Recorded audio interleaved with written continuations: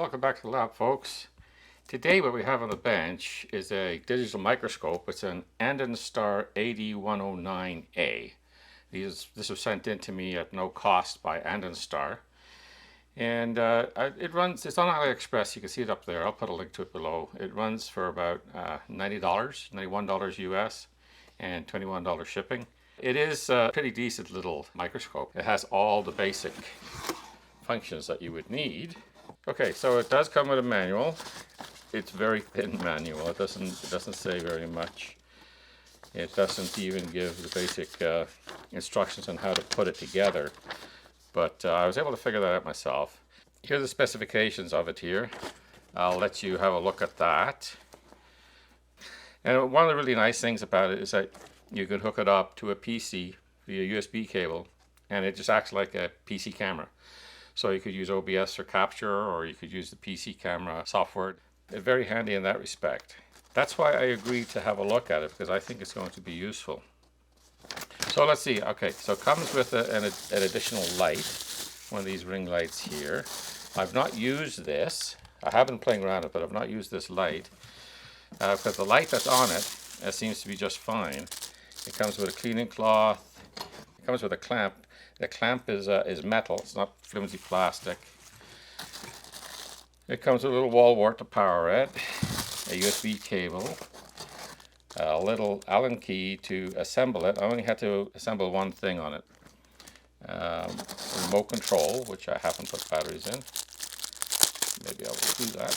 Does it have batteries in it? No, it doesn't. So it takes a couple of AAA batteries.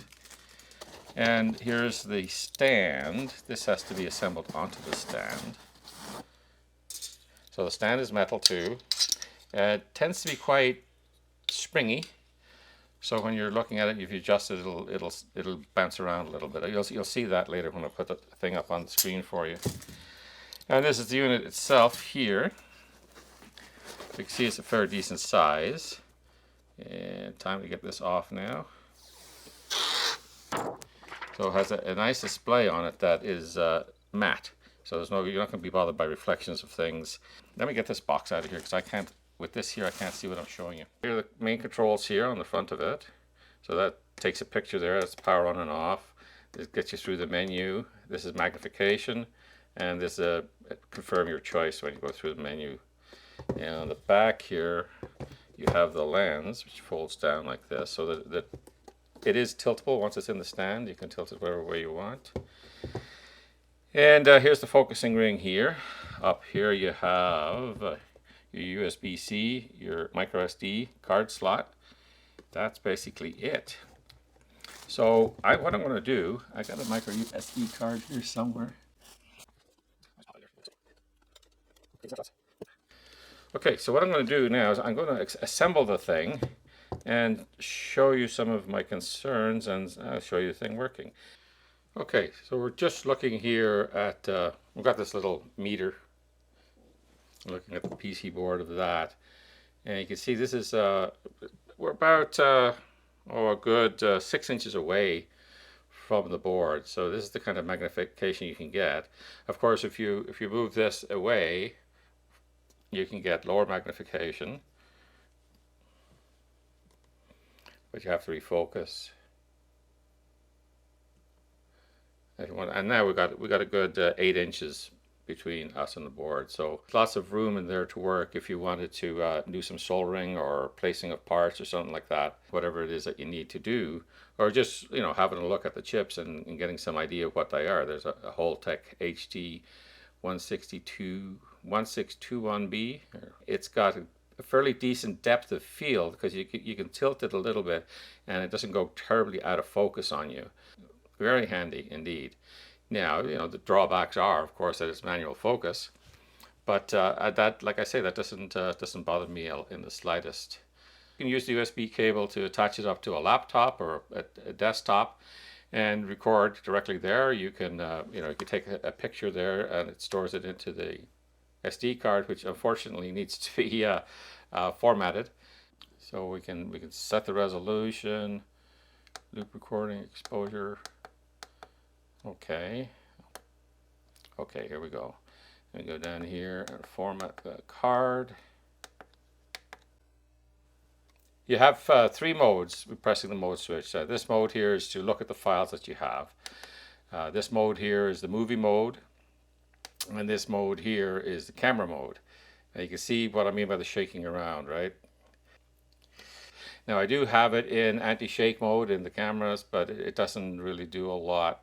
If you go into menu here and you're in the camera mode, it brings up the camera menu. So you've got all these different things that you can change here: the resolution, sequence, quality, sharpness, white balance, ISO, exposure, anti-shake, quick review, and date stamp.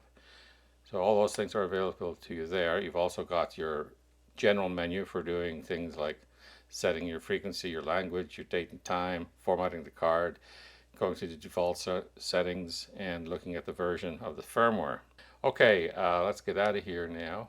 So we're in camera mode right now. So if I wanted to take a shot of this, let's get something more interesting to take a shot of. So if I want to take a shot of that, I could just focus it a bit. Okay, and it takes a picture. Now if you press the mode switch again, it's going to go and show us that picture that we just took, right?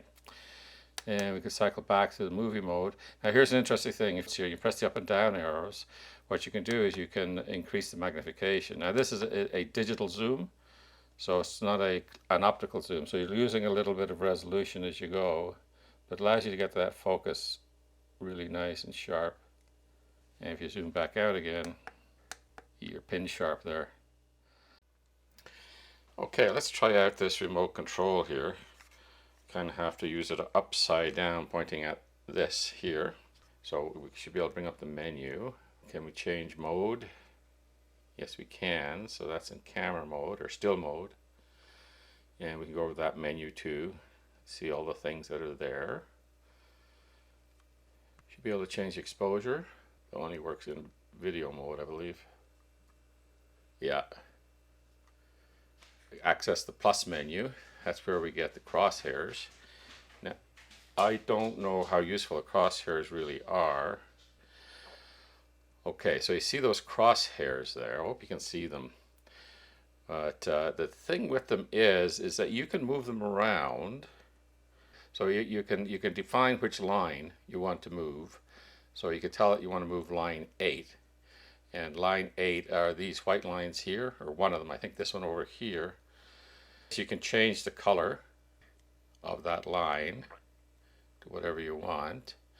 You can change the direction of that line, so we can make it vertical or horizontal. And all that would be fine and dandy, except for changing the position of it is horrible. You go in here, you can only change the position one single pixel at a time. I guess if you really had to center on something and box something in, you could do it, but it would take a long time. So I'm not too sure about the usefulness of that. Okay, now what else can we do with the remote control? We can adjust the sharpness. We can adjust the exposure. We can set things back to default. Most of this stuff only seems to work in video mode. So let's go back to video mode. That changes it to a negative image, positive image. That could be handy for seeing certain things. And this one here, what does this one do? Black and white or color? Oh, there's a hold, normal, hold. And of course, there's being able to take a picture or start a movie. While we're recording that, we can take a snapshot as well. And we can stop that recording. And we go in there and we can see that we have a little AVI that we recorded there. So we can play that, or we can go back, go and view any of our other pictures. So you pretty well do everything with the remote control. Plus you have access to those plus features, which I don't see any way to get to those without the remote control. But that just brings up that graticule, and like I say, it's of limited use. Okay, well that's the remote control. All right, folks, so that's the Andonstar AD109A. You know, I think for about $110 shipped, I think it's a pretty good little microscope. It doesn't have a lot of the fancy features, but then it has what you need to get the job done at a reduced cost too. So yeah, the only thing that really bugs me about it is this wiggliness here. that's not a real issue because you're basically going to position it, focus it, and then you probably move your piece around. So you won't be touching the camera that much. Do I think it's worth it? I do. I think it's worth the money. And I think it's a good balance of value over features. All right, folks, I hope you got something out of this, and we'll see you in the next video. Bye-bye now.